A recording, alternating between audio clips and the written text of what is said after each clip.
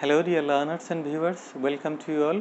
Hope you are going on well with your studies. Today I shall talk about the story of a great hero in Greek and Roman mythology. Okay, the hero is very famous for his bravery and adventure. Okay, before starting our session, let me show you some pictures. Okay, now can you guess whose pictures are these? Okay, you see, these are the pictures of Hercules or Heracles. In Greek mythology, the hero is called Heracles, and in Roman mythology, he is called Hercules. Okay, and this topic has been taken from your English for Today, Unit 9, Lesson 4. But if you have a copy of new edition, you will get it Unit 14, Lesson 4. Okay, the term Hercules is the Latin form of Greek Heracles, meaning glory of Hera. Now, let me talk about Hercules' family tree. Here you see Jupiter or Zeus, the king of all gods and goddesses. In Roman mythology, he is called Jupiter, but in Greek mythology, he is called Zeus. Then Alcmena, a mortal woman, she had a husband whose name is Amphitryon. He is the Theban general. Now you see Hercules is the son of Zeus and Alcmena. That means Hercules is a demigod because his father is a god and his mother is a mortal human being. Okay, and now see his siblings. First of all, you see Epicles. Okay, Epicles is his half brother, son of Alcmena and Amphitryon. Then Apollo, his half brother, he is the son of Jupiter and Hera, or Zeus or Hera, you can say. And Ares, the god of war, son of Zeus and Hera. Okay, now it is very interesting and important that the story of Hercules starts before the hero, before Hercules was born. And you see, Zeus or Jupiter is known to slip out of his home on Mount Olympia to seduce nymphs or other mortal women, sometimes with or without their consent. And Hera, wife of Zeus and also the queen of all gods and goddesses, was jealous and vengeful towards her husband's many mistresses and illegitimate children. Okay, now you see in the course of the event, Amphitryon, husband of Alcmena, for his expedition against Taphians and Teleboans, the inhabitants of Typhus, situated in the northwest of Greece, went there, and during that period, Zeus disguised himself as Amphitryon and persuaded Alcmena that he was her husband. Then, extending one night into three, Zeus slept with Alcmena, thereby Alcmena became pregnant. Okay, and when Amphitryon returned to Thebes, Alcmena told Amphitryon that he had come before the night and slept with her. And later Amphitryon came to know the fact through Tiresias, the priest of Delphi, what Zeus had done. Okay, and as a result, when Hercules was born, Alcmena and Amphitryon named the baby as Hercules, meaning the glorious gift of Hera. And on the other hand, you see Zeus, knowing that Alcmena was going to give birth a child, Zeus had bragged that one of his descendants was going to be born who would rule the two mighty kingdoms, Mycenae and Tiryns. Now here again, Hera played a trick with Zeus, and she made Zeus a promise that the first son would be the king.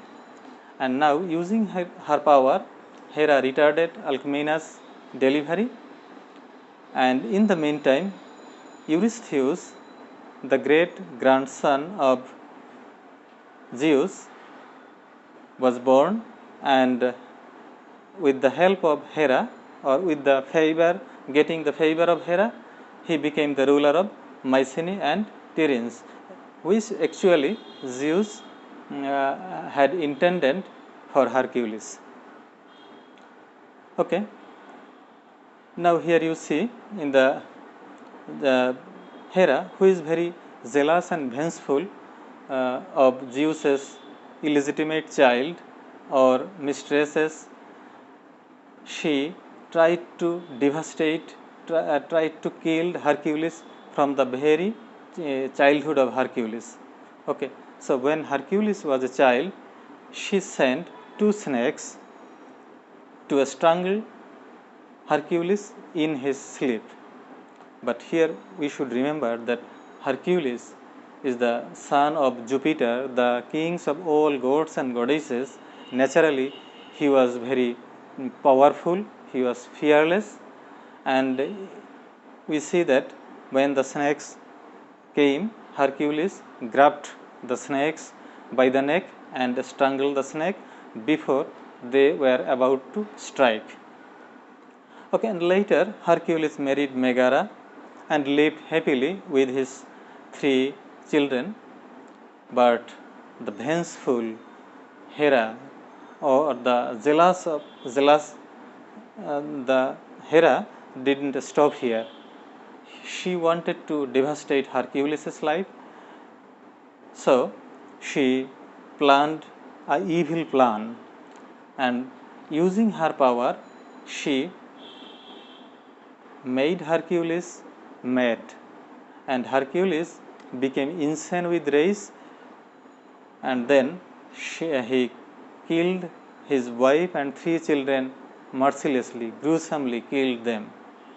And even worse, that Hercules didn't understand that he killed his wife and 3 children. But when Hercules became calm and quiet, then he realized what a heinous crime he has committed. Then with broken heart, he had realized that his life had been destroyed, and then he set out to seek punishment to atone for the heinous crime he had committed. So he traveled to Delphi, to Delphi temple, to ask Apollo what he should do to get rid of his soul of this evil. Okay. Then Apollo told him that he should undergo long and severe punishment. He should do a very hard laborious task, and thus he might atone for his crime.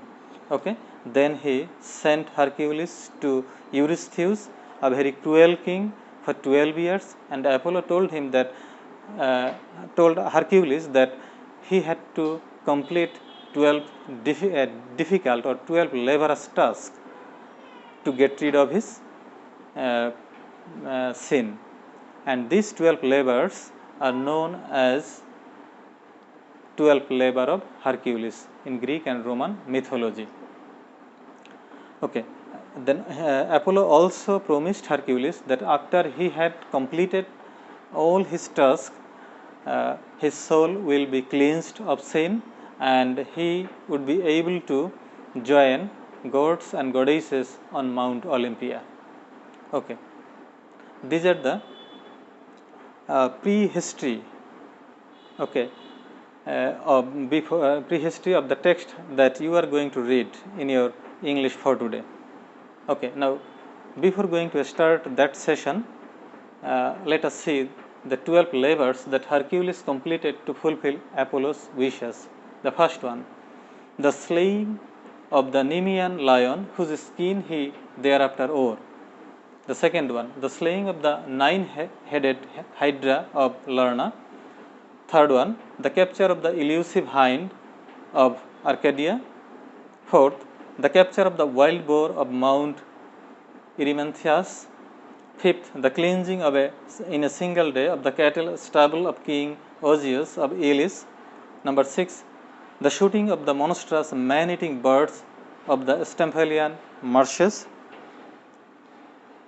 Number 7, the capture of the mad bull that terrorized the island of Crete. Number 8, the capture of the man-eating mares of King Diomedes of the Bistones. Number 9, the taking of the girdle of Hippolyta, the queen of the Amazon. Number 10, the seizing of the cattle of the three-bodied giant Geryon, who ruled the island of Erythea. Number 11, the bringing back of the golden apples kept at the world's end by the Hesperides. Number 12, the phasing up from the underworld of the triple-headed dog Cerberus, guardian of its gate. Okay, these are the 12 labors of Hercules. Now let us start from the text. Hercules, in the first text, you see, then the first task involved a fight with a lion, the valley of Nemea. Okay, the valley of in the valley of Nemea, the people were disturbed by a terrible lion. So Eurystheus ordered Hercules to kill the lion, and at first Hercules tried to kill the lion with his arrow and club, but later he changed his trick and he killed the lion with his power, with his strength. Okay, and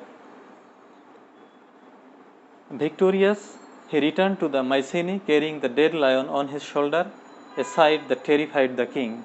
And this is very important. After killing the lion, he carried the dead body of the lion on his shoulder, and seeing this scenery, the king Eurystheus became very terrified. And here you see the picture of slaying the Nemean lion, and you see Hercules is carrying the dead body of the lion on his shoulder.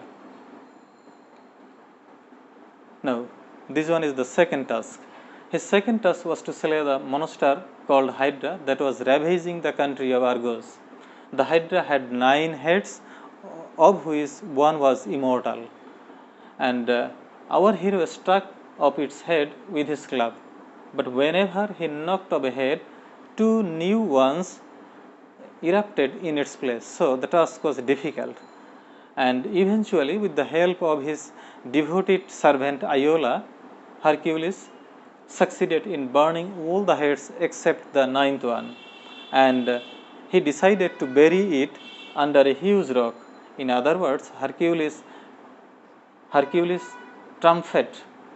triumphed again, as he would every time he was given impossible task by Eurystheus. In this way, you see, Hercules successfully completed 12 labors that was assigned by Eurystheus, and this is how he began to acquire the reputation of a hero possessing immense strength throughout the world. And now here you see the picture of slaying the Hydra by Hercules. So these 2 tasks have been described in your text, but remember, if it is very often this question comes in the university admission test, how many tasks Hercules has to do. Okay, Hercules had to complete 12 difficult tasks known as 12 labors of Hercules. Okay, now dear students, based on your understanding the text, now you have to say whether the statement is true or false. Okay, number 1, Hercules decided to accomplish impossible tasks because he wanted to be a hero. Is it true or false? Of course it is false, because Hercules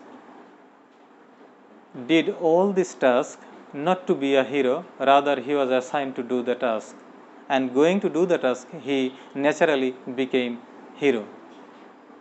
The king was impressed when he saw Hercules after his first victory. Not at all. False. The king, instead of being impressed, the king became terrified to see it. Hercules managed to defeat Hydra entirely on his own. This is also false, because we know that Hercules was successful in doing the task with the help of his devoted servant Iola. Number 4, Hercules ended up bearing all parts of Hydra. This is also false. No, Hercules buried only the immortal part of the Hydra. Every time he was given an impossible task, Hercules succeeded in doing it. Yes, this is true. So, that is all for today. Hope you have understood, and now it is your duty to read the text sincerely. So, thank you all. Bye.